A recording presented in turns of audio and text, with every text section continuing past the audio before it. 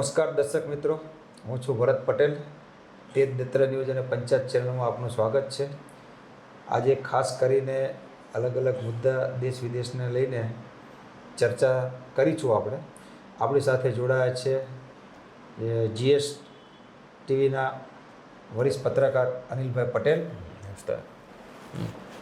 એમની જોડે ચર્ચા કરીશું આપણે અલગ અલગ ખાસ મુદ્દાને લઈને. અનિલભાઈ, તેજ નેત્ર ન્યૂઝ અને પંચાયતમાં આપનું સ્વાગત છે. આપણે એવો મુદ્દો લઈને આજે આપણે આવ્યા છીએ. મોહન ભાગવતને કોના માટે કહ્યું લોકોને નક્કી કરવા દો કે તમે ભગવાન છો કે નહીં, આટલા ટાઈમ પછી મણિપુરને લઈને ચિંતામાં કેમ વ્યક્ત? ભરતભાઈ, આમ તો તમે બોલાવો છો મને અને ચાન્સ આપો છો, એક મોટી વાત છે. કારણ કે ખૂબ ઓછા પત્રકારો રહ્યા છે જે અત્યારે સરકાર સામે બોલે છે અથવા તો સરકાર સામે સવાલ ઊભા કરે છે. જે સવાલ તમે પૂછ્યો ખૂબ જ વેધક પ્રશ્ન છે નરેન્દ્ર મોદી માટે, બીજેપી માટે, અમિત શાહ માટે. એટલે જે લોકો બીજેપીનું મોદીમય કે શાહમય કરી રહ્યા છે તમામ લોકો માટે. સીધી વાત છે, નરેન્દ્ર મોદી જ્યારે 2024ના ચૂંટણીનું પ્રચાર કરી રહ્યા હતા ત્યારે એક ચેનલ એમણે કીધું હતું કે એમને લાગે છે કે એ નોન બાયોલોજિકલ છે. નોન બાયોલોજિકલ એટલે કોણ? નોન બાયોલોજિકલ દેવી દેવતા જે લોકો જન્મ ના થયું હોય. હવે જે રીતે કેરળના પલક્કડમાં ચર્ચા થઈ, એક સમન્વય બેઠક થયું, એની અંદર બીજેપી તરફથી જેપી નડ્ડા ત્યાં પહોંચ્યા હતા. એમનો મેસેજ આપવામાં આવ્યું કે તમે કઈ રીતે કામ કરો છો, તમારું કામ કરવાની પદ્ધતિ પ્રોપર નથી. એ તમામ વસ્તુ અને સાથે સૂત્રો કહે છે કે મોદી સાહેબનું રિટાયરમેન્ટ પ્લાન જે છે એમને કહી દેવામાં આવ્યું છે કે જો તમે 4 રાજ્યોમાં હારશો તો તમે ઘર ભેગા થઈ જશો. એવું વાત, કારણ કે આ બધાના પુરાવા નથી હોતા, કોઈ કહેતું નથી. પણ જે રીતે ત્યાં કહેવામાં આવ્યું કે આપણે જાતિગત જનગણના કરવાના વિચારમાં છે આરએસએસ, હજુ સુધી જે બીજેપી છે એના વિરુદ્ધમાં રહી, બીજેપીના લોકો એના વિરુદ્ધમાં રહ્યા, લેખો મોટા મોટા લખતા રહ્યા, આરએસએસના લોકો પણ લખતા રહ્યા કે કઈ રીતે જાતિગત જનગણના દિવસમાં વિઘટન ઊભું કરશે, જાતિઓ વચ્ચે વૈમનસ્ય ઊભું કરશે. અને અચાનક જો આરએસએસ એવું કહેતી હોય કે હવે જાતિગત જનગણના કરીશું અને રાહુલ ગાંધીની ચર્ચા થાય તો સ્વાભાવિક છે, ચિંતા જેવી બાબત છે. પણ મને લાગે છે કે પલક્કડ જે ચર્ચા થઈ 31મી તારીખે 3-4 દિવસ, અને એના પછી હજુ પણ કોઈ ફેરફાર નરેન્દ્ર મોદી અને અમિત શાહ અને એની વર્તણૂક સ્ટાઇલમાં નથી દેખાયું. અને એટલા માટે જ કહેવું પડ્યું મોહન ભાગવતે કે ભાઈ લોકોને નક્કી કરવા દો કે તમે ભગવાન છો કે તમે જાતે નક્કી ન કરો. એ સીધા નરેન્દ્ર મોદી માટે હતું. સીધું ચીમકી જે છે નરેન્દ્ર મોદીને એમણે આપી દીધું છે કે આ તમે હોશિયારી ના કરો, લોકોને નક્કી કરવા દો, તમે બહુ ના કરો, કારણ કે હવે તમારું ગ્રાફ નીચે જઈ રહ્યું છે. નંબર 1, જે રીતે બીજેપી તમામ ઘટનાક્રમને અંજામ આપી રહ્યું છે તમે જુઓ. હેમંત બિસ્વ શર્મા ક્યાંથી? તો આસામથી સીએમ, તો કોંગ્રેસમાંથી આવેલા. મણિપુરના સીએમ કોણ? તમે જુઓ તો એ કોંગ્રેસમાંથી. ત્રિપુરાના સીએમ કોણ? તે કોઈ અન્ય પાર્ટીમાંથી. તમારી પાસે વિદેશ મંત્રી કોણ? તો એ બીજેપી સાથે કે આરએસએસ જોડાયેલા નથી, એ અધિકારી હતા. હરદીપસિંહ પુરી કોણ? તે અધિકારી હતા. નિર્મલા સીતારમણ સાથે સીધી આરએસએસની કોઈ લક્ષણ? તો ના. એવા તમામ લોકોની મંડળી ભાજપે ભેગી કરી. અને અત્યારે બી તમને કહું કે જે 2024માં ચૂંટણી આપી, લગભગ 150 લોકો એવા હતા જે લોકોને ભાજપ સાથે કે આરએસએસ સાથે કોઈ નાવા નીચોવાનો સંબંધ નહોતો. સ્વાભાવિક છે, એક નારાજગી લોકોમાં છે. ગુજરાતમાં પણ તમે જુઓ કઈ રીતે બીજેપીએ કોંગ્રેસના લોકોને વારંવાર કોંગ્રેસીકરણ થયું, કોંગ્રેસના લોકોને નેતામાં લાવવામાં આવ્યા અને તમામ વસ્તુઓ થઈ. તો સવાલ એ થાય છે કે આટલા વર્ષોથી તમે ગુજરાતમાં છો, આટલા વર્ષ તમે 10 વર્ષથી કેન્દ્રમાં છો, તો તમે તમારી નેતાગીરી ડેવલપ કેમ નથી કરતા? તમારે કેમ ઉધારના લોકો બીજા પક્ષમાંથી તમારે કેમ એક્ઝેક્ટલી જરૂર પડે છે? કેમ કે નરેન્દ્ર મોદી અને અમિત શાહ હંમેશા ઈચ્છતા હતા કે અચ્છે છે પણ અત્યારે પણ કે જે કેમેરો સ્પોટલાઇટ છે એ માત્ર એમના ચહેરા ઉપર હોય. અત્યારે તમે વોર્ડ લેવલના કાર્યકર્તાઓ જુઓ, અત્યારે તમે ધારાસભ્ય જુઓ, અત્યારે તમે એમપી જુઓ, એનું શું કામ રહ્યું તમને ખબર છે? અત્યારે ખાલી ભીડ ભેગી કરવાની. હંમેશા એવું જ કહેવામાં આવે કે તમે નરેન્દ્ર મોદીના નામે વોટ માંગો, તમે નરેન્દ્ર મોદીના કામોના નામે વોટ માંગો, એના ચહેરા ઉપર વોટ માંગો. 10 વર્ષમાં થઈ ગયું કે ધીરે ધીરે ભાજપ પતી ગઈ. ભાજપના નેતાઓ પાસે કોઈ કામ નથી રહ્યું, એનું જનાધાર ખતમ થઈ ગયું. વારંવાર કઈ રીતે કરે જે સ્થાનિક નેતા કામ? કારણ કે મોટા નેતા આવે એટલે ભીડ ભેગી કરવાની, દરી એને બિછાવવાની, એને ઝંડો લગાડવાનું, માત્ર મેનેજ કરવાનું, ખર્ચો પૂરું પાડવાનું. એટલે ધીરે ધીરે બે વસ્તુ થઈ. એક વસ્તુ તો જે લોકલ નેતા હતો, જેમ કે તમારો વોર્ડ લેવલનો નેતા હોય, એ કોઈ નાની મોટી કામ લઈને જાય, એના વિસ્તારનું કામ લઈને અધિકારીઓ કરતા. પણ ધીમે ધીમે જ્યારે એ લોકો મોદીના નામે જો વોટ માંગવા માંગ્યા, અધિકારીઓને ખબર પડી ગઈ કે હવે આના નામે વોટ નથી મળતા, લોકો આ વ્યક્તિને નથી ગાંઠતા, તો અધિકારીઓ પણ નથી ગાંઠતા. હવે તો પછી એ નવરો થઈ ગયો. જે લોકલ કાર્યકર્તા હતો એની પાસે કોઈ કામ રહ્યું નહીં. એની પાસે કોઈ કામ નહીં રહ્યું તો શું? તો એ નિષ્ક્રિય થયો. તો ભલે તમે લાખોની કરોડોની વાત કરતા હોય કે અમે વિશ્વમાં નંબર 1 છીએ, પણ સવાલ એ છે કે હવે તમારા નેતાઓમાં દમ નથી અને એટલા માટે તમારે ઉધારીમાં લોકોને લાવવું પડે છે. સીધું અંકિત કર્યું છે કે અમને નરેન્દ્ર મોદીથી મતલબ નથી. મોહન ભાગવતે જે વાત કરી, અમને માત્ર ભાજપને મતલબ છે, અમને ભાજપને બચાવવામાં રસ છે. કારણ કે હવે તમે જુઓ કે સેકન્ડ કેટેગરીના કોઈ નેતાઓની જો તમે વાત કરો તો ભાજપમાં કયા નેતા તમને યાદ આવે? તો 3-4 નેતાઓ તમને યાદ આવે. અમિત શાહ. તો શું પીએમ? જો નરેન્દ્ર મોદી ના હોય તો શું અમિત શાહને પીએમ બનાવી શકાય? કદાચ મને લાગતું નથી કે આરએસએસ એના ઉપર સંમત થાય. નીતિન ગડકરી તમને લાગે છે? તો કદાચ નીતિન ગડકરી ના બને, કારણ કે એમની હેલ્થ ખૂબ સારી નથી. જ્યાં ત્યાં બેહોશ થઈ જાય છે. આ પોતાના નિવેદનોથી ચર્ચામાં હોય છે, પણ જ્યાં ત્યાં બેહોશ થઈ જવાની તમામ વસ્તુ થવાની. તો શું તમે એવું માનો છો કે રાજનાથ સિંહ પર સર્વસંમતિ થાય? તો રાજનાથ સિંહ સર્વસંમતિ થાય તો બીજા લોકો જે છે જે તેમનો વિરોધ કરે. એટલે બીજેપી એના પછી કોણ? આ 3-4 નેતા તમે ગણાવી લો. તો શું તમે અનુરાગ ઠાકુરને માનો છો કે એને કોઈ મોટી જવાબદારી અપાઈ શકાય? તો નહીં. તો કોણ તમારી પાસે તમે ગણીને? શું નિર્મલા સીતારામન? તો નહીં. શું તમે ધર્મેન્દ્ર પ્રધાનને માનો છો કે નિષ્ફળ શિક્ષણ પદ્ધતિ? નહીં. તો શું તમે માનો છો મનસુખ માંડવિયા બની શકે છે પીએમ? તો નહીં. તો શું તમે માનો છો કે CR પાટીલ બની શકે છે? તો નહીં. તો શું તમે માનો છો કે અશ્વિન વૈષ્ણવ બની શકે છે? એ પણ નિષ્ફળ, એ પણ નહીં. તો શું તમે માનો છો કે એસ જયશંકર જે ગુજરાતથી એ બની શકે? તો નહીં. શું તમે માનો છો કે JP નડ્ડા જેણે કીધું હતું કે અમારે RSSની જરૂર નથી, અમે પોતે આત્મનિર્ભર થઈ ગયા છે, એમનું નામ? તો નહીં. આ તમામ નેતાઓના નામ ઉપર જો પીએમ પદ ઉપર નામ આવે તો નહીં. એટલે જ RSSને ચિંતા થઈ છે કે હવે તેમની પાસે કોઈ કદ્દાવર નેતા નથી રહ્યો બીજેપી પાસે. એટલે એ ઈચ્છે છે કે કમસે કમ જે આ વખતે રાષ્ટ્રીય પ્રમુખ બને, તમે જુઓ સર્વસંમતિ નથી સાધી શકાય બંને વચ્ચે, એ સંઘનું હોય, સંઘવાળી બીજેપી બને, અનુશાસનાત્મક બીજેપી બને, એમાં બાકીના લોકોની જગ્યા ના હોય એવું નહીં કે ના હોય પણ એ RSS સાથે સંબંધિત હોય. બીજી મહત્વપૂર્ણ વાત તમે જુઓ, છેલ્લા 1.5-2 વર્ષથી મણિપુર સળગી રહ્યું છે. બરાબર. આજે પણ ખબર આવી કે 5 લોકો એમાં મરી ગયા નાની વાતો ને, પણ એના ઉપર રાષ્ટ્રપતિ શાસનની વાત નથી કરવામાં આવી. એક બળાત્કાર થયું, ખૂબ ગંભીર ઘટના હતી, એને કોઈ પણ સાખી ન લેવાય. એ ઘટના ઘટી કોલકાતામાં, શું કરવામાં આવ્યું, પણ ત્યાં હિંમત નથી બીજેપીના કાર્યકર્તાઓને ત્યાં જઈને તમામ વસ્તુ કરે. આ ગોદી એન્કરાઓ જે છે હોબાળો કરે છે, ફિલ્મ સ્ટારો જે અત્યારે નીકળી પડ્યા હતા ઉંદરની જેમ, એ લોકો કોલકાતા જશે પણ મણિપુરનું નામ આવશે તેમને જાણે એમની નાની ગુજરી ગઈ હોય કે જાણે કોઈને કોઈ કામ આડું આવી ગયા, એ ના પહોંચે ત્યાં. ખાસ કરીને વિવેક અગ્નિહોત્રી જેમણે ફિલ્મ બનાવી હતી, ખાસ કરીને પેલી ફિલ્મમાં કાશ્મીર ફાઇલ્સ ને એવા બધા, પણ જ્યારે આ કંધાર ઉપર ફિલ્મ બને છે તો એમાં વાંધો વચકા કાઢવામાં આવે છે. પણ મૂળ વાત એ છે કે તમારી પાસે ગૃહમંત્રી તો નિષ્ફળ, એટલે અમિત શાહની વાત કરું છું, હજુ સુધી મણિપુરનું ઠેકાણું નથી પડતું. કાશ્મીરની વાત કરી તો કાશ્મીરમાં તમે 8 સીટો પર લોકસભામાં 3 અને હવે 8 સીટો પર નથી લડી રહ્યા.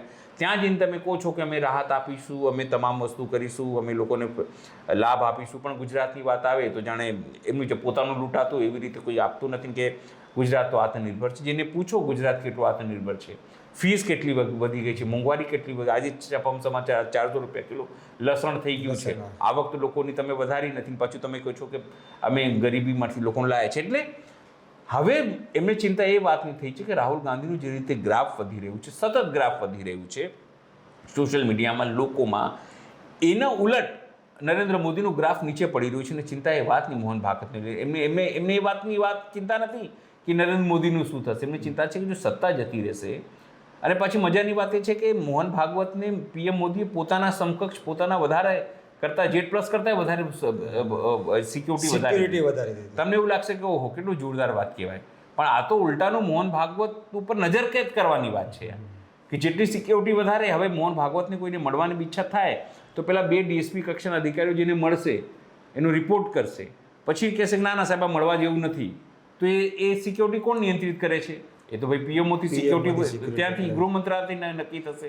સમજો એનો મતલબ એવો કે એટલે નારાજ છે પોતે ઈચ્છાથી કોઈને મળી નહીં શકે એમ. બિલકુલ એ વાતને લઈને મોહન ભાગવતની ટીસ છે કે એક અમારો જ પ્રચારક જે અમારા ત્યાંથી જ નીકળ્યો છે એ બીજેપીને ખતમ કરવા માંગે છે. એણે સ્વદેશી જાગરણ મંચને પતાવી દીધું, એણે કિસાન મોરચાને પતાવી દીધું, એણે મજદૂર સંઘને પતાવી દીધું અને હવે પિતા એટલે કે આરએસએસને પતાવવામાં લાગ્યો છે. એ વાતને લઈને તેમણે આ વાત કરી છે. ઓકે, એક બીજો પ્રશ્ન છે અનિલભાઈ આપણે કે વિનેશ ફોગાટ અને બજરંગ પુનિયા અને હરિયાણા ચૂંટણીને લઈને શું માહોલ છે? જો લોકો જે ટ્રોલ્સ છે બીજેપીને એવું કહેશે કે જો અમને તો પહેલાંથી જ ખબર હતી કે આ કોંગ્રેસનું હાથો છે, અમને પહેલાંથી જ ખબર હતી કે વિનેશ ફોગાટ આવું કરી રહી છે, બજરંગ પુનિયાની ટીમ જે છે ટૂલ કિટ છે, અને જે બ્રજભૂષણ શરણ સિંઘ છે એમણે આ તમામ વસ્તુ કહી કે એમણે એવું કીધું કે જો હું જઈને પ્રચાર કરું ત્યાં તો હરાવી દઈ સાથે. હું વ્યક્તિગત માનું છું કે જો એમનામાં દમ હોય, ખાસ કરીને બ્રજભૂષણ શરણ સિંહમાં, તો એ જઈ આવે એક વખત. બરાબર. આ ગુજરાત નથી સાહેબ શાંતિનો સંદેશ આપે, એ હરિયાણા છે, એ જાટ છે, એ લઠ એનું બોલે છે. એક વખત જઈ આવે એમનામાં તાકાત હોય તો. વાત રહી વિનેશ ફોગાટ અને બજરંગ પુનિયાની, એ લોકોએ સાહેબ કોંગ્રેસ જોઈન કર્યું. એમની પ્રેસ જેણે પણ સાંભળ્યું હશે એમને લાગ્યું હશે કે કેમ એમણે કર્યું. એમણે એક વાત કહી કે જ્યારે અમારી નામના હતી, જ્યારે અમે કોઈ કોન્ટ્રોવર્સી કે મુસીબતમાં નહોતા, જ્યારે બધું સારું ચાલતું હતું ત્યારે પીએમ અમને બોલાવતા, એટલે સારું હોય એટલે બધા તમારા સંબંધી બની જાય. પણ જ્યારે અમને મુશ્કેલી પડી, જ્યારે બ્રિજભૂષણ શરણ પર અમે આરોપો લગાયા, ત્યારે પીએમ અમારે સપોર્ટ ન કર્યો. એમણે કીધું નથી આ શબ્દ, પણ મતલબ એ જ હતું કે મુશ્કેલીમાં જ તમારા કોણ છે અને વિરોધમાં કોણ છે એ ખબર પડતું નથી હોય છે. ત્યારે જ ખબર હોય જ્યારે તમે મુશ્કેલીમાં હો ત્યારે. એણે કીધું કે કોંગ્રેસ અમારા મુદ્દા સાથે ઊભી રહી, અમારી સાથે મેન્ટલી ઊભી રહી, તમામ વસ્તુ ઊભી રહી, તો પછી અમે કોંગ્રેસને કેમ ન જોઈન કરીએ? રાજનીતિ બધાને ખબર છે કે કેવી રીતે થઈ, કેવી રીતે વિનેશ ફોગાટ 2 વખત જીતી અને ત્રીજી વખત તેને હરાવવા. મારો આરોપ છે સાહેબ સીધું ભારત સરકાર ઉપર, નીતા અંબાણી ઉપર, કે શું કરતા હતા એ ત્યાં, કેમ એમણે વિરોધ ના કર્યો? કેન્યાના એક ખેલાડી સાથે જ્યારે આ ઘટના ઘટી એને વિરોધ અને બહિષ્કાર કરવાની વાત આવી, તેને પરત કરી દેવામાં આવી.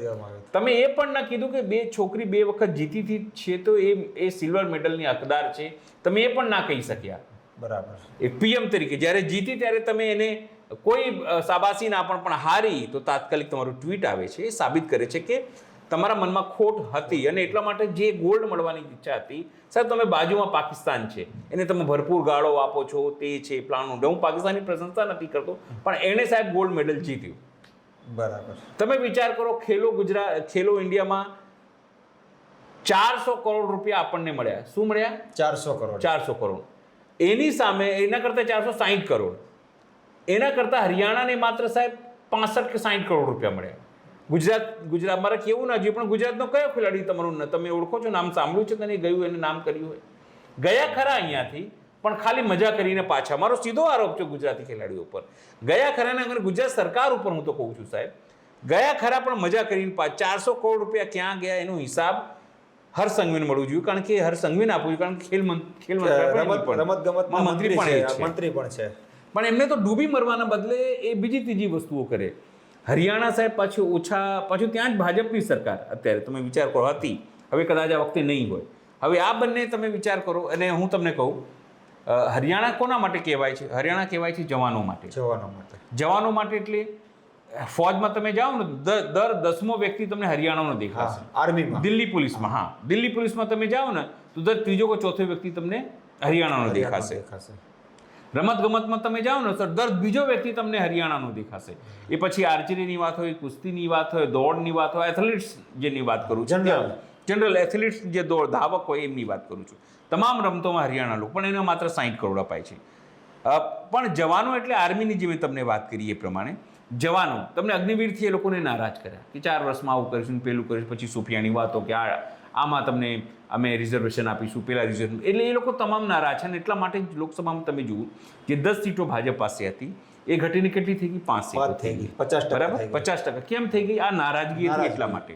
બીજી વાત કહેવામાં આવે છે કે જવાન પછી કિસાન આવે છે. ખેડૂતોને તમે દુઃખી કર્યા, એમને તમે દિલ્હી ના જવા દીધું, ફાયરિંગ કર્યું, એમાં ખેડૂત મરી ગયો છે. એનો આરોપ છે સીધી રીતે. પંજાબ ગવર્મેન્ટે એને 1 કરોડ રૂપિયા આપ્યા.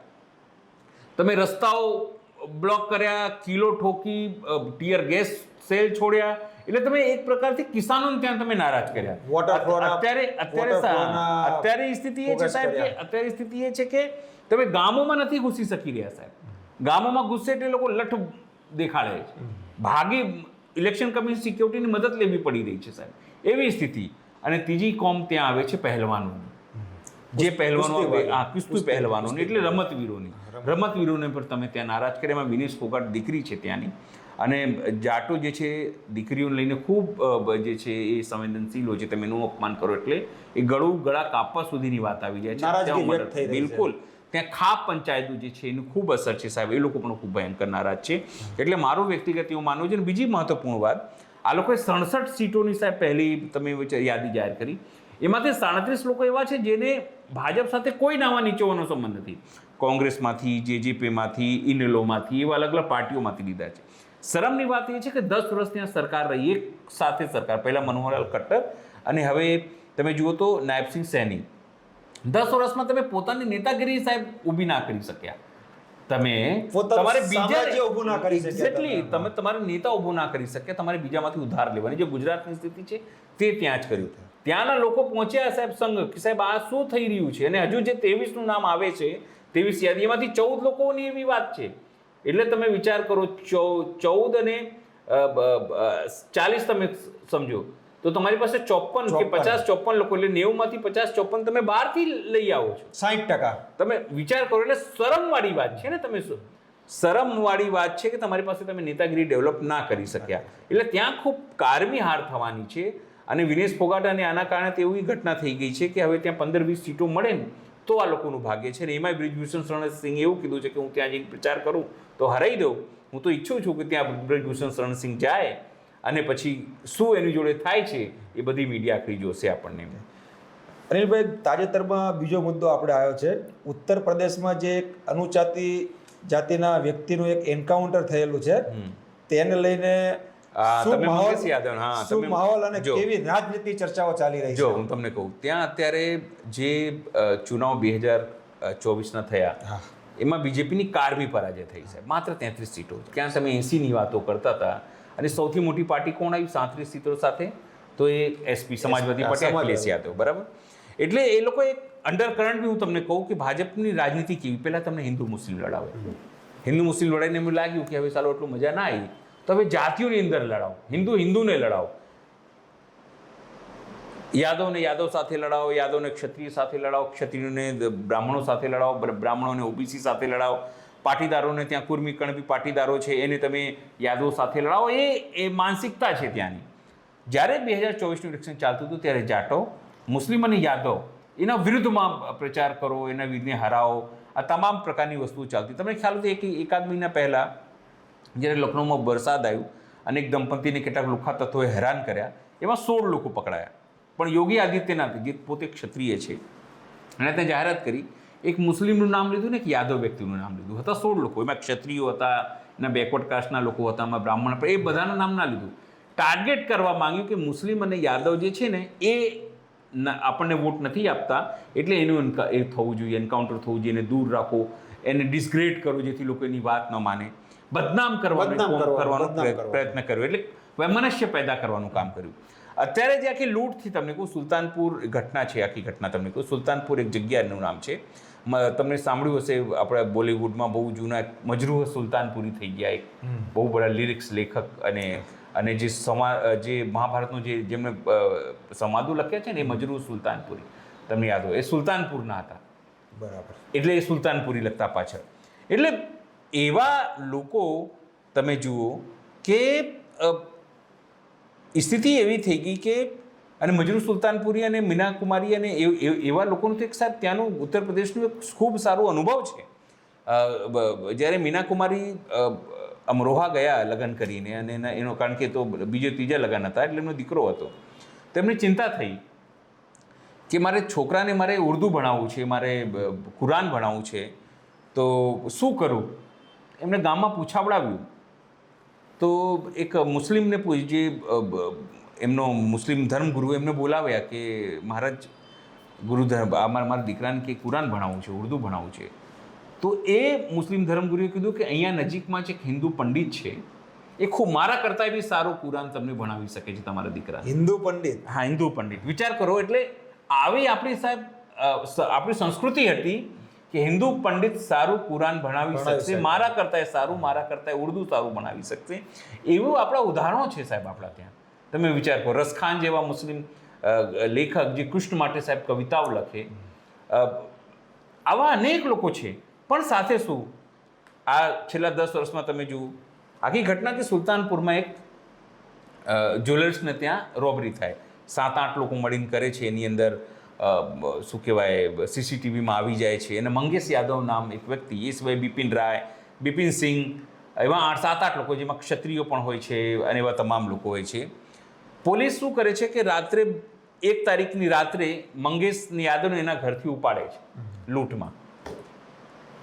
2 તારીખે એની ફાઇલ ખોલવામાં આવે છે, એના ઉપર 50,000 રૂપિયાનું ઇનામ જાહેર કરે. વિચાર કરો, પકડે છે પહેલા, પછી ઇનામ જાહેર કરે છે. 3 તારીખે એનું ઇનામ વધારીને 1 લાખ કરી દે છે કે 1 લાખ ઇનામી છે, ભાગેડું છે. 4 તારીખે એનું એન્કાઉન્ટર કરી નાખે છે. વિચાર કરો, આ ઘટના હું નથી કર્યો, આજ તકના મિલિંદ ખેડકર છે, એમણે પોતાના ટ્વિટર ઉપર તમામ વસ્તુઓ લખી છે. તમે જશો, વાયરલ છે વસ્તુઓ, હું નથી કહી રહ્યો. STFનો ચીફ જે છે ત્યાં શાહી કરીને એ ચપ્પલ પહેરીને એન્કાઉન્ટર કરવા જાય છે. જે ફોટો આવે છે ભાઈ, ત્યાં ચપ્પલ પહેરીને ફરતો દેખાય છે. એટલે એક વાત નક્કી છે કે બોગસ છે. બિપિન રાય જે મેન એક્યુઝ હતો, જેણે આખું પ્લાનિંગ ઘડી, કારણ કે ક્ષત્રિય હતો એટલે પોલીસ એને કંઈ નથી કરતી, એનું સરેન્ડર કરાવી દે છે. મતલબ સાફ છે કે તમારે યાદવ વ્યક્તિને મારવાનું હતું, એને તમે એન્કાઉન્ટર કર્યું અને તમે સાબિત કરવાનો પ્રયત્ન કર્યો કે યાદવો જે છે એ નોટોરિયસ પર્સન છે, યાદવો જે છે તે અસામાજિક પર્સન છે, યાદવો છે તે ડકૈત છે, લુખ્ખા તત્વ છે. તમે એને યાદવોને બીજી બિરાદરીથી અલગ કરવા માંગો છો, ખાલી ટાર્ગેટ કરવા માંગે છે. અને એના માટે જ ત્યાં રાજકારણ થઈ રહ્યું છે. અને યોગી આદિત્યનાથનું આ જે ઘટનાક્રમ છે, કારણ કે તમે જુઓ, તમે માફિયાની જેમ કોઈ રાજ્ય ન ચલાવી શકો સાહેબ. તમે જુઓ, અતિક અહેમદની કઈ રીતે હત્યા થઈ જાય છે, પોલીસ કસ્ટડીમાં હોવા છતાં 2 છોકરાઓ આવીને એને ગોળી મારી દે છે. ગુંડો હતો, જે હતો પછીની વાત છે, પણ જ્યારે તમે રાજ્યની પાસે હો, જેલ એટલે રાજ્યની પાસે તમે છો, અને તમે સુરક્ષા કરવામાં નિષ્ફળ થઈ જાય છે. એ અંસારી એ પહેલાં જ કહી ચૂક્યો, અમે લોકો મને ઝેર આપી રહ્યા છે, મને મારી રહ્યા છે, તમે મારી દે છો. જો તમે આવું જ કરવા માંગો છો તો પછી કોર્ટો બંધ કરી દેવી જોઈએ. તમે જાતે જ નક્કી કરી લો કે આ ગુંડો છે, આપણે ગોળીથી મારી દેવાનું છે, તો પછી કોર્ટ કચેરીની કોઈ જરૂર નથી. અને જો તમને લાગે છે કોર્ટ કચેરી જરૂરી છે, તમે આ ફેક એન્કાઉન્ટર પહેલાં બંધ. અને જે સમાજમાં તમે વૈમનસ્ય પેદા કરો છો, હવે મેં તમને કીધું કે જ્યારે અયોધ્યામાં હાર્યા ભાજપના લોકો, તો અયોધ્યાવાસીઓ વિશે કેવું ગાળો ગંદી કરવા માંડ્યા કે ત્યાં જાઓ, આ લોકો ગદ્દાર છે, આમ લોકો ફલાણા છે, ઢીકના છે. એટલે પહેલાં આ લોકોની રાજનીતિ તમારે ભાઈ લડાવે સાહેબ. તમે વિચાર કરો, આની વિનેશ ફોગાટ અત્યારે થઈ તો પેલી બબીતા ફોગાટને આપણે ટિકિટ ના આપી આ લોકોએ, બીજેપીમાંથી ગઈ વખતે હતી, આ વખતે ટિકિટ ના આપી બબીતા ફોગાટને. જ્યારે એની કાકીની છોકરી છે, એટલે ભાઈની છોકરી છે સાહેબ, એકબીજાની બહેનો છે, પણ ઘરમાં જ કેવી રીતે ફૂટ નાખે આ લોકો, તમે વિચાર. એટલે આ તમામ વસ્તુઓ જે છે એ થઈ રહી છે. એટલે જે રાજનીતિ તરફ આપણે ધકેલાઈ રહ્યા છે, હવે હિન્દુ મુસ્લિમ પતી ગયો, હવે હિન્દુ છે સાહેબ. હવે ઓબીસીએ મને વોટ નથી આપ્યું તો હું એને ટાર્ગેટ કરીશ, એના વ્યક્તિને ગોલી મારાવડાવીશ. આ તમામ આ પ્રકારની રાજનીતિ બધી જગ્યાએ છે. ગુજરાતમાં પણ આ પ્રકારની રાજનીતિ છે. અને તમે જુઓ, જે રીતે પૂર આવ્યું અહીંયા ગુજરાતમાં અને કેટલાક લોકોએ વિરોધ કર્યો મનીષા વકીલનો, તેના વિરુદ્ધ FIR કરી દેવામાં આવી. તમે સોચો, એટલે આ રાજનીતિ છે આ લોકોની. અમારી સામે બોલશો તો તમને ફિટ કરી દઈશું, અથવા અમને વોટ આપો, દબાઈને રહો, અમારી સામે તમે વોટ નહીં આપો તો ફિટ કરી દઈશું. અને એ રાજનીતિ જો હજુ ચાલુ રહી તો આ દેશની શું થશે ખબર નહીં. કારણ કે આર્થિક ક્ષેત્રે આ લોકો ફેલ છે. તમારા છોકરાઓને, તમારા દીકરાઓનું ભવિષ્ય શું હશે એ લોકો કહી શકતા નથી. ખેડૂતોની આવક જે છે એ કહી શકતા નથી. મહિલાઓ તમારા રાજ્યમાં સુરક્ષિત નથી. તમે એવું દાવો કરો છો. 2 દિવસ પહેલાં જ દાવો થયો, આપણા ભાઈ છે આપણા હર્ષસંઘવીજી, અમારી દીકરીઓને અમે ચાર્જશીટ પહેલાં કરી દીધું, શું સુરક્ષિત છે, અમારા ત્યાં આ છે, પ્લાનું ડીકણું છે. કેમ કીધું ખબર છે? કારણ કે 15 દિવસમાં આપણે ફાંસી આપીશું એવું નિયમ કોણે બનાવ્યું? મમતા બેનર્જી સાહેબ વિધાનસભામાં પાસ કરીને મોકલ્યું. એના રાજ્યપાલે રોકી દીધું. કેમ ખબર છે? રાજ્યપાલ ઉપર પોતે જ શોષણનો આરોપ, ખબર છે બિલ પાસ કરી તો મને ફાંસી પહેલાં લાગશે. આવા લોકો છે. અને બીજું આટકોટ જે છે ત્યાં આટકોટમાં જ્યારે પૂછવામાં આવ્યું હરસંઘવીને કે સાહેબ તમારા બીજેપીના લોકો બળાત્કાર પકડી લીધા છે કે હવે પકડી લીધા નહીં, મારે તો શબ્દ નીકળી જતું હતું અત્યારે, પકડાવવાનું નહોતું, ચાર્જશીટ કરવાની હતી. ઘણી વખત એવું લાગે છે એ લોકોને જમાઈ છે, બનેવી છે લાગે છે. ભાજપને લોકો બનાવ્યું, નહીં પકડવું આપણે, હા બીજાને પકડીશું, અંદર ફિટ કરી દઈશું. પણ સવાલ એ છે કે આ લોકોની રાજનીતિ હવે હિન્દુ મુસ્લિમ તો હતી જ, હવે હિન્દુ વિરોધી છે, જેથી તમારી જે ધાર્મિક અને સાંસ્કૃતિક સામંજસ્યતા છે, ભાઈચારો છે, એને કઈ રીતે ખતમ કરાય.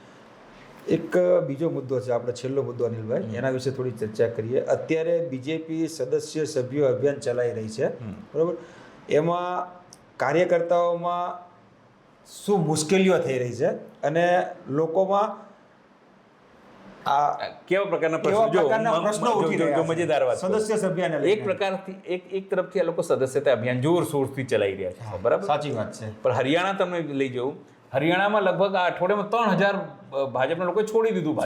હા. કેમ? કારણ કે એમના લોકોને તમે ટિકિટ ના આપી. એમાં તમારું કેબિનેટ કક્ષાના મંત્રીઓ એમને તમને છોડી દીધું, તમારા ધારાસભ્યો તમને છોડી દીધા, તમારા જિલ્લા કક્ષાના લોકો તમને છોડી રહ્યા છે, તમને તમારા મોરચાના લોકો તમને છોડી રહ્યા છે. આ બધું જગ જાહેર છે, વિડીયો તમે જોશો ટ્વિટર ઉપર તમને દેખાશે કે કેવી રીતે ત્યાં અત્યારે સ્થિતિ છે. હિન્દીમાં કહેવત છે कि भाई हरियाणा में बीजेपी में जूतों में दाल बट रही है. વિચાર કરો, એટલે એ સ્થિતિ હતી, એકબીજાને કોઈ જોવા ઈચ્છતા નથી ને નાયબ શ્રી સૈની મનાવવા જાય છે તો કોઈ કાર્યકર્તાને હાથ નથી, નમસ્કાર કેમ નથી કરતા કે ભાઈ તારા હાથમાં તો કંઈ છે નહીં, ડોબા તું શું અહીંયા આવી ગયો છે અહીંયા મનાવવા? અમને જેને મનાવવું છે ભાઈ આવતા નથી અહીંયા. તમે જુઓ, 1 મહિનો રહી ગયો છે, 5 તારીખે ત્યાં આગલા મહિનામાં થશે, હજુ પ્રધાનમંત્રીનું સિંગલ રૂટ ત્યાં લાગ્યું નથી. કેમ? જશે તો હારી જશે. એટલે વિદેશ પ્રવાસ કરો, બધા જોડે મળી લો, શોખ પૂરા કરો. હવે વાત ફરી ગુજરાત આવીએ, જે તમે પૂછ્યું, તમે શું કહીને પેલા સવાલ આવે કે શું કહેશો કે અમારા મેમ્બર તમે બનો? સાહેબ તમને હજુ 10 સાલ નોકરી અમે નહીં આપીએ એવું કહેશો? તમારી મોંઘવારી હજુ 5 રૂપિયા 10 રૂપિયા 10% વધી છે ને, 100% વધારે. તમારો પેટ્રોલ છે ને 1000 રૂપિયા કરવાના છીએ, તમને દોડાઈશું પણ નોકરી નહીં આપીએ. જે તમે દોડશો વધારે ને તો તમારું મોત થઈ જશે, કારણ કે જે અમે ખોટા ટીકા તમને લગાડ્યા છે ને 50 કરોડ લઈને, એમાં તમે એવું કેસ કહેવાનો છો. ખેડૂતોને હજુ અમે હેરાન કરીશું, જો તમે અમારી સામે બોલશો જેલમાં નાખી દઈશું, એવું બધું તમે કહેશો? શું કહેશો? તમારી પાસે હું મારા કોઈને કહું કે તમે મારા સંસ્થાના સભ્ય બનો, મને પૂછશે ને સર તમે મને શું આપશો? સાચી વાત છે. હું તમારા ત્યાં સેવા આપું, તમારે ત્યાં ઝંડા બરદારી કરું, તમારી દરબારીગીરી કરું, તો મને શું આપશો? તમે જુઓ, સાંસદથી લઈને બધાને લોકો ટાર્ગેટ આપ્યું, તમારા 1 લાખ, તમારા 50,000, તમને 5,000, તમને 2,000, તમને 500, બધાને તમે ટાર્ગેટ આપી દીધું.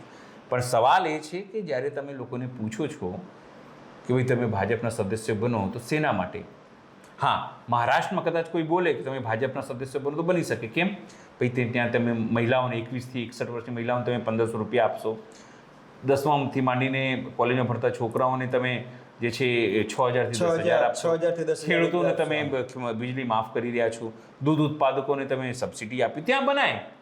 પણ અહીંયા શું, અહીંયા લૂમ લેવાનું છે? એ વિષયને લઈને ગુજરાતમાં તો કઈ છે જ નહીં. બિલકુલ, અહીંયા લૂમ લેવાનું છે. હું સીધું ભાષાનો ઉપયોગ કરું. તમે શું આપવાના છો? અહીંયાના યુવાનો તમે કહો છો કે અમે 1 કરોડ કરતાં વધારે આપીશું, પણ તમને 1 કરોડ કરતાં વધારે વોટ તો મળતા નથી. તમે 37% વોટ મળ્યા, તમે 10 કરોડ દાવો કરતો 10 કરોડ અમારા સભ્ય, 10 કરોડ તમને વોટ મળ્યા નથી. એટલે સવાલ એ છે કે જ્યારે તમે શું કરશો? એક પછી એક તમે જુઓ, નવા વસ્તુઓ. અત્યારે પૂર આવ્યું સાહેબ, પૂરમાં જે રીતે ભાજપના જ કોર્પોરેટરો જે ગાળાગાળી કરતા દેખાય તમને કે અમને ગાળો પડી રહી છે, અમને તમામ વસ્તુ થઈ રહી છે, ભાજપના લોકોનો કારણે વડોદરા ડૂબી ગયું અથવા બીજી જગ્યાએ જે મુશ્કેલી થઈ, એમના જ પક્ષના કાર્યકર્તાઓ કેમ કરી રહ્યા? સવાલ એ છે ને, જ્યારે તમે કોઈને બનાવવા જશો, મેં તો સાહેબ જોયું કેટલાક પત્રકારો સાહેબ પત્રકારો કરી લીધું. મેં જોયું, એક જણાએ મને મોકલ્યું, એક વ્યક્તિએ, કે જો હવે મારી દીકરી હવે ભાજપની સભ્ય બની ગઈ છે. એટલે મને તો આશ્ચર્ય થયું કે શેના માટે? જો તમે, હું વ્યક્તિગત માનું, જો તમે ભાજપના સભ્ય છો તો સાહેબ હું માનું છું કે તમે દીકરીઓનો બળાત્કાર થાય અને એના તમે સમર્થક છો. કેમ? વારાણસીમાં 3 છોકરાઓ મળીને IIT BHUની દીકરીનો બળાત્કાર કરે છે અને 7 મહિનામાં છૂટી જાય છે અને એનું સ્વાગત થાય છે. એટલો મતલબ તમે એના સમર્થક છો. 100%. હિન્દુ મુસ્લિમ જે છે હિન્દુ મુસ્લિમના વૈમનસ્ય થાય અને મુસ્લિમોને તમે ગાળો આપો, તમે એના સમર્થક છો. જાતિ જાતિમાં ભેદ થાય, મંદિર મસ્જિદ તૂટે, એના સમર્થક છો. તમે મોંઘવારીના સમર્થક છો, તમે બેરોજગારીના સમર્થક છો. તમે માનો છો કે જે થઈ રહ્યું છે આપણે બહુ જોરદાર થઈ રહ્યું છે, તો તમે ખોટા છો સાહેબ. તમે માનો છો કે દીકરીનું બળાત્કાર થઈ રહ્યું છે અને અમે સજા ન અપાઈ શકીએ તો સાહેબ તમે ખોટા છો. એટલે મેં તમને ગણાવ્યું કે તમે ખેડૂત વિરોધી છો જો તમે ભાજપમાં જોડાઓ તો, હું એ માનું છું. તમે મહિલા વિરોધી છો, હું એ માનું છું. તમે દેશ વિરોધી છો, તમે યુવા વિરોધી છો, તમે બેરોજગારોને લાઠીઓ મારવી જોઈએ એના તમે સમર્થક છો. મંદિર મસ્જિદના તમે સમર્થક નથી, તમે ધર્મ વિરોધી છો. હું વ્યક્તિગત એવું માનું છું. હું ખુલ્લું એલાન કરું છું કે જો ભાજપના જે લોકો સભ્યો બને છે એ કમસે કમ પૂછે કે ભાઈ એક સવાલ જવાબ આપો મને કે શું અમારા ઘરની આવક વધી? જો કે હા અને તમને લાગતું હોય વધી તો તમે બનજો. જો તમને એવું લાગતું હોય કે તમારી દીકરીઓ, તમારું અભ્યાસ ખાસ કરીને સસ્તી થઈ, જો તમને જવાબ મળે હા, તો તમે બીજેપીના જે સદસ્ય બની જાઓ. શું તમને સરકારી નોકરી મળી તમારા ઘરમાં કે તમારા સંબંધીમાં કે કોઈ અત્યારે હાલમાં 10 વર્ષમાં કોન્ટ્રાક્ટ સિવાયની વાત કરું છું, તો તમે બિલકુલ ત્યાં જોડાઈ જાઓ. તમને લાગતું હોય કે તમારું સ્ટાર્ટઅપ ચાલી નીકળ્યું છે અને તમે કરોડપતિ થઈ ગયા છો, તો તમે બીજેપીના સમર્થક બની શકો છો. પણ જો આમાંથી તમને એવું લાગતું હોય કે ના તો ખેડૂતો સુખી થયા, ના તો કોઈ સામાન્ય લોકો સુખી થયા, તો તમે જાકારો આપજો. હું એ નથી કહેતો કે તમે કોઈ બીજા પાર્ટીના મેમ્બર બની જાઓ, ના, પણ તમે સંકેત આપો કે તમે નારાજ છો, તો જ આ લોકોની અકલ ઠેકાણે આવશે. અને હું તમને ફરી આવી જાઉં, મોહન ભાગવતે જે વાત કહી એ જ વાત કહી કે અમને સીધી રીતે કોઈ લેવા દેવા નરેન્દ્ર મોદીથી નથી. ભાજપ રહે, સત્તામાં રહે કે વિપક્ષમાં રહે, એ જરૂરી છે. સાહેબ, નારાજગીની વાત એટલે એક મુદ્દો હું તમને આપું. 2 દિવસ પહેલા અમારી તેજ નેત્રની ટીમ અને પંચાયતની ટીમ, આપણા નિકોલ વિસ્તારની વાત કરું તો હું, આપણા સ્થાનિક વિસ્તાર, તો સાહેબ આ 10 દિવસ થયા વરસાદ પડેલો છે, એના પાણી હજી રોડ ઉપરથી ઓછ્યા નથી. રોડ ઉપર આજની તારીખમાં 1.5-2 ફૂટ પાણી ભરાયેલા છે. અમારી ટીમ કવરેજ કરવા ગઈ હતી ત્યાં સોસાયટીના કમસે કમ 150 થી 200 મેમ્બરો, એટલા બધા હોબાળો મચાયો હતો કે હવે પછી ભાજપવાળાને કોઈને સોસાયટીમાં ઘરવા દેવા નથી. એટલો બધો વિરોધ ભાજપનો થયો છે. પણ હું તમને કહી દઉં, એ લોકો જુઠ્ઠું બોલે છે સાહેબ. ફરી જો ગળા સુધી બી પાણી આવશે ને, ફરી એ લોકો આવશે ને મત માંગવા, તો એ લોકો ભાજપને જ મત આપશે. સાચી વાત છે. અને એટલા માટે જ સાહેબ હું તમને કહું ને, એટલા માટે જ ભાજપને ખબર છે કે આ લોકોનો કોઈ આરો છે નહીં, કોઈ બાપ નથી, અમારા વગર કોઈ છૂટકો નથી. એટલે ક્ષણિક હોય કે અમે નહીં આપીએ. મેં સાંભળ્યું હતું તમારું, લોકો કહેતા તમે ગુસ્સા નહીં દઈએ અમે સોસાયટીમાં, મેં આમ નહીં કરવા દી, પણ બધા જુઠ્ઠું બોલે છે સાહેબ. ખખડાવશે, બધું કરશે, પણ પાછું પ્રેમ કરશે એમ નથી. અને એ જ અહેસાસ છે સાહેબ. કઠવાળા તમે જુઓ, અમદાવાદ જુઓ, વડોદરા જુઓ, રાજકોટ જુઓ, થોડું વરસાદ થાય પાણી, કારણ કે એમને ખબર છે કંઈ પણ કરીશું, દીકરીઓનું અપમાન કરીશું, અમારા લોકો બળાત્કાર કરશે, અમારા લોકો મર્ડર કરશે, બધું જ કરશે, પણ વોટ તો અમને જ આપવાના છે. એ વાત તમે સમજી લો. જુઠ્ઠું બોલે છે બધા લોકો. મને કોઈ વિશ્વાસ નથી, કમસે કમ ગુજરાતીઓ ઉપર, અને ગુજરાતી જે લોકો મતદાતા છે એ લોકો પર મને કોઈ વિશ્વાસ નથી. કેટલું પણ થઈ જાય સાહેબ, એમના દીકરીનો બળાત્કાર કેમ નહીં થઈ જાય, જેમાં રાજકોટમાં થયું, બીજેપીના લોકોએ કર્યું, છતાં સાહેબ એ વોટ ભાજપને જ આપશે, એવા 100 વાત તમે લખી લો. સાહેબ, અમારી ટીમ કવરેજ કરવા ગઈ હતી ત્યારે એક સ્થાનિક, ત્યાંના જે રહીશ છે સ્થાનિક, એણે અમારા ઓન કેમેરા સામે એને સ્થાનિક ધારાસભ્યને ફોન કર્યો હતો, જેમનું નામ બાબુ જમનાદાસ પટેલ છે, બરોબર. એણે અમારી ઓન કેમેરા સામે એમને ફોન કર્યો તો બાબુ જમનાદાસે એવું કહ્યું સામેવાળી વ્યક્તિને કે તમે અમને લેખિતમાં આપો કામ કરવા માટે, બરોબર. તો શું આ જનતા જ્યારે પ્રતિનિધિને ચૂંટે છે ઇલેક્શન વખતે મત આપે છે એનો, ત્યારે જે ચૂંટાયેલા પ્રતિનિધિ છે એની પાસે આ લોકો જનતા લખાણ માંગે છે? હું તો કહું છું સાહેબ, આ વખતે એફિડેવિટ કરાવો. સોસાયટીમાં પગ મૂકે ને તો જો સાહેબ એફિડેવિટ સહી કરી આપો, તમારો ફોટો સાથે સહી કરી કે આ કામો તમે નહીં કરો 6 મહિનામાં, તમે તમારા પર ફ્રોડનો કેસ કરીશું. બરાબર. કેમ ન કરી શકો? તમે માત માંગો ત્યારે કહો છો ને, તો તમે કહો કે સાહેબ આ એફિડેવિટ સહી કરો તો જ અંદર ઘૂસો, નહીં તો પછી ગાંધીજીના માર્ગે આંદોલન થશે. તમને ખબર છે ભગતસિંહનો માર્ગ પણ લોકો લઈ લે છે ઘણી વખત, એ એમના વિવેક બુદ્ધિ ઉપર છે. પણ આપણે કોઈને હિંસાની વાત નથી કરતા કે તમે કોઈ જોડે હિંસા કરો કે તમામ વસ્તુ કરો, પણ હા તમે એફિડેવિટ કરાવતા થાવ. જો ના આવે તો ભૂલી જાઓ તો કહેજો. એફિડેવિટ કરીને સાહેબ આપણે સહી કરી આપશો, તો કેમ કે સાહેબ અમારા વિસ્તારના કામો છે, 6 મહિનામાં નહીં થાય, તમે તમારા વિરુદ્ધમાં પોલીસ કેસ કરીશું, કોર્ટમાં જઈશું. તમે કરાવતા થાવ ને, જાગૃત થાવ. બિલકુલ. તમે સવાલ પૂછો જ્યારે તમારા ત્યાં આવે, કેમ નથી પૂછતા? કેમ તમને લાગે ના આ પાર્ટી તો અબ્દુલની ચોડી ટાઈટ કરશે? પણ સાહેબ એમાં અમરની ચૂડી પણ ટાઈટ થાય છે, સુરેશની ચૂડી ટાઈટ થાય, અનિલની ચૂડી અને ભરતની બી ચૂડી ટાઈટ થાય છે બધાની સાહેબ. ચૂડી ટાઈટ થાય. ખાલી અબ્દુલની નહીં. આ 400 રૂપિયા લસણ વેચાશે, ખાલી અબ્દુલને વેચાશે? અનિલને નહીં આવે ઘરે 400 રૂપિયા લસણ? બધાને આ પેટ્રોલ વેચાય છે નહીં આવે? આ મોંઘવારી શું અનિલને અબ્દુલ નડશે તો અનિલને નહીં લડે? બધાને, કે આમ કોઈ શીખ જનતાને પંજાબી બધાને નહીં લડે? લડવાનું. તો પછી કયા આધારે આ લોકો વોટ આપે છે? મને માનસિક બીમાર થઈ ગયા ઘણી વખત. મને એવું લાગે છે કે કોઈ પણ કરે, અમારી પાર્ટી કંઈ પણ કરશે પણ લાડ તો અમારી જોડે જ લડાવશે. એવી વાત છે, હું તમને કહી દઉં. એટલે કુલ મળીને જ્યાં સુધી જનતા જાગૃત નહીં થાય ને સાહેબ, જનતા એવું નહીં વિચારશે. છેલ્લે વર્ષ ત્યાં લઈને લોકો વાત કરશે રાષ્ટ્રની ચિંતા કરો, આપણે રાષ્ટ્રનું શું આપ્યું એ વિચારો. એટલે તણપાઓ, તમે શું આપ્યું એ વિચારો. તમને અહીંયા ચૂંટીને શેના માટે મોકલ્યા હતા? એના માટે કે ચીન આવીને કબજો કરી લે? સ્થાનિક જનતાની સમસ્યાને તમને એ હલ કરવા માટે. એના માટે કે ચીન આવીને કબજો કરી લે? તમારી જમીન તમે ચૂંચા ના કરો? શેના માટે? તમે એક પાકિસ્તાનના નામે લોકોનું મૂર્ખ બનાવો, પાકિસ્તાન ગોલ્ડ મેડલ જીતે લે. તમે એક વ્યવસ્થા ઊભી નથી કરી શકતા. એક તમારી પાસે મણિપુર છે, તમે એને શાંત નથી કરી શકતા.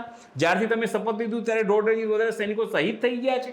એક પરીક્ષા તમે કન્ડક્ટ નથી કરાવી શકતા, તમારો પેપર લીક થઈ જાય છે. એક ટ્રેન તમે સારી રીતે નહીં ચલાવો, રોજ તમારો પાટા ઉપરથી ઉતરી જાય છે. તમે વેપારમાં શું કરી રહ્યા છો? તમારી વિદેશ નીતિ ફેલ છે. તમે શેના માટે મોકલ્યા છે ત્યાં? ફરવા માટે? ધ્યાન લગાવવા માટે? એના માટે તમારી પાસે બાબાઓ છે ધ્યાન લગાવવા માટે, એ કરશે કામ. ફરવા માટે વિદેશ મંત્રી છે. તમને શેના માટે ચૂંટ્યા છે ભગવાન? તમને એના માટે નથી ચૂંટ્યા. અને સાહેબ જે લોકો આ વસ્તુ નહીં સમજે ને, જે વ્યક્તિને જો પ્લમ્બરને તમે નિમો તમારે ત્યાં બોલાવો તો એની જોડે તમે પ્લમ્બરની કામ કરાવો છો? હા, પ્લમ્બર. એવું ટીવી સાહેબ ટીવી બી જોઈ લે એવું કહો છો તમે? નહીં. પણ આ ભાઈ શું કરે છે? ઝંડો દેખાડવાનું પોતે, કામ બીજું કરે. આપણે એને દેશમાં વ્યવસ્થિત વહીવટ માટે રાખ્યો છે, પૂજા પાઠ કરવા માટે નથી રાખ્યો સાહેબ. તમે સમજો, એને આપણે રાખ્યું છે પ્રોપર કામ કરવા માટે. આપણે એટલા માટે આપ્યું છે. પણ એ માણસ બીજું કંઈ કામ કરે છે. તમે જુઓ, મહિલાઓ પ્રત્યે બોલે, પણ એના જ સ્ટેટમાં તમે જુઓ મહિલાઓ પ્રત્યે વધારે જોખમ ઊભું થાય છે. એના જ નેતાઓ, એક હિન્દુ છોકરાને સાહેબ હરિયાણામાં મારી નાખવામાં ગૌ તસ્કરીના નામે. એ હિન્દુ હતો સાહેબ. કાલે તમે મુસ્લિમોને મારતા હતા ત્યારે ખુશ થતા હતા. હિન્દુ સમાજ સાહેબ, કેટલાક હિન્દુ સમાજ ખુશ થતું હતું કે અબ્દુલની ચૂડી ટાઈટ થઈ રહી છે. હવે તમારી ચૂડી, આર્યન છોકરો હતો એનું નામ, હવે તમારી ચૂડી ટાઈટ થઈ રહી છે. એ તમે નહીં સમજો ને સાહેબ, તો સમજો બરબાદી તરફ આપણે જઈ રહ્યા છે. અદાણી, અંબાણી અને માધવી બુદ્ધ જેવા લોકોને ફાયદો થશે. તમે કંઈ નહીં કરી શકો. તમને લાગશે કે અબ્દુલની ચૂડી ટાઈટ થઈ રહી છે, પણ એ આગ છે ને એ તમારા ઘર સુધી આવી રહી છે. અનિલભાઈ, અમારી વિશેષ સંસ્થા સાથે તમે જોડાયા, તમારો ખૂબ ખૂબ આભાર. આવા જ વિશેષ કાર્યક્રમમાં અમે તમને ઇન્વિટેશન આપતા રહેશું. મને ગમે છે તમે અહીંયા બોલાવો છો. નવા મુદ્દા આપણી પાસે આવશે એટલે તમારો સંકલ્પ કરશું અને તમે અમારા સ્ટુડિયો પર ગમે ત્યારે આવી શકો છો. ધન્યવાદ. દર્શક મિત્રો, આ હતો અમારો એપિસોડ આજનો. આવા જ એપિસોડ જોવા માટે અમારી ચેનલને સબસ્ક્રાઇબ અને લાઇક કરો. તેજ નેત્ર ન્યૂઝ અને પંચાયત ચેનલને ખૂબ ખૂબ અભિનંદન.